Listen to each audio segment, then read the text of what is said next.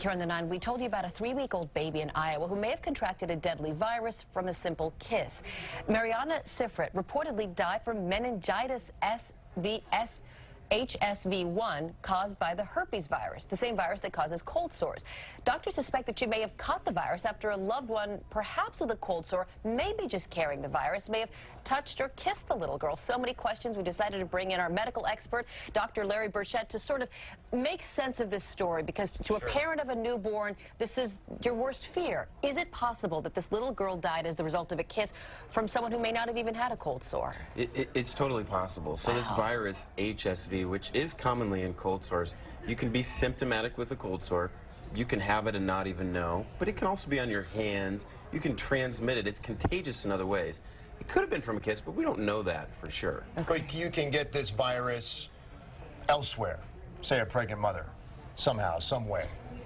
Yeah, contact through the hands. It doesn't only have to come through a kiss, yeah.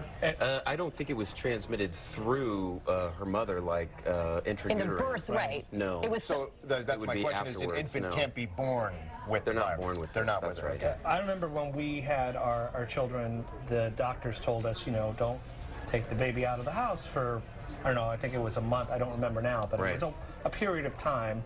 And we didn't. We just stayed home, no real visitors, no one touched the baby for a while. Wow. Yeah. And, right? That's not real life, though. Just for a month.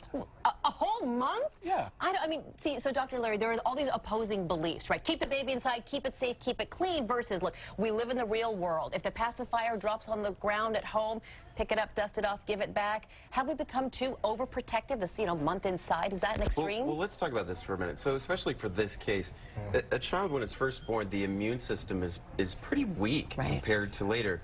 If they have a fever in the first 90 days, in the first 3 months, that's a medical emergency. You need to be evaluated for that. First month can potentially be life-threatening. So I understand completely where you're like, we're gonna be conservative with this. Right. Keep people away, wash hands, especially the first month. That's not a bad idea. When a kid's 5, sure, you can wipe things off. Or 2 or 1. Their immune system, they get a fever, it's probably a virus. All the kids at school have it. It's not as serious. It's a very big difference, because you have more of an immune system then and can fight things off.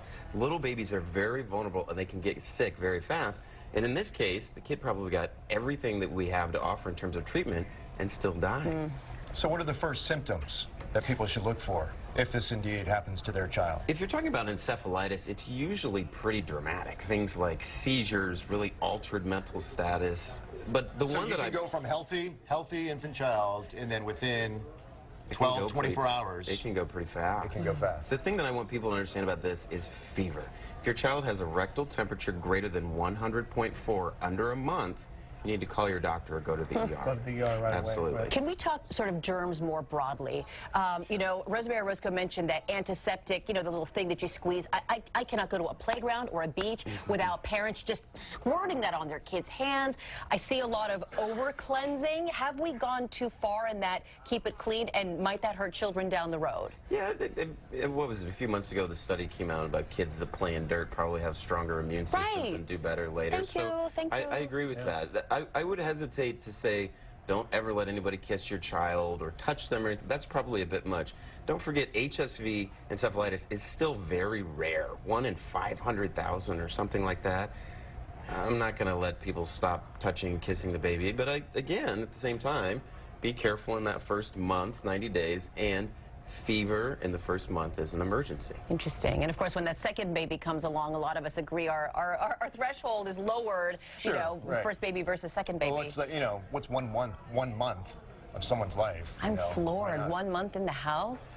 But you guys all have kids. I mean, I'm curious how this might affect. That's what we did. Yeah, what you do. They were in the restaurant within 2 days. We had them out very early and taking them and experiencing, mainly for the noise. We want them to get used to noise. Because this is life. But I have friends who do just that. And, I completely understand it. It's a personal decision. Is there any way to prevent what every parent talks about? I kept him or her as long as I could. The minute they went to daycare or preschool or kindergarten, they just say, wow, my kid's coming home sick almost every week. And that might be good for the child, right? Is it? And is there any way to prevent? To start getting the little colds that you get at preschool? school kind of thing? I mean, I think we can only protect them so much, right? You got to release them to the wild, and there's going to be illness out there. You're going to get sick. That's what your immune system is for. You know, you can fight it off, and it's scary, right? Because sometimes bad things can happen, but most of the time, everything's going to be okay, and you got to let them out. Yeah. You know? Now my kid's under the desk right here, so now be quiet, you two. No. All Is that dirt? No. Dr. Larry, thank you so much. We've all had so many questions and concerns about this. Thank you for joining us on this. We've also turned to our viewers to talk about how do you keep your baby safe and clean. The question was, do you let strangers come in contact with your child? Look at these results. 12% say yes, 88% say no. I'd like to read a couple viewer responses. Spirit on writes, I tell them if they want to hug and kiss my daughter, they have to hug and kiss me first. That usually runs them off in shock. Adam writes, I'd say the same thing I do to keep people from petting my dog. No, sorry, he's cranky and he bites. So I'm hearing from a lot of parents who are pretty strong and saying, actually, I prefer that you didn't. No, get away. You know,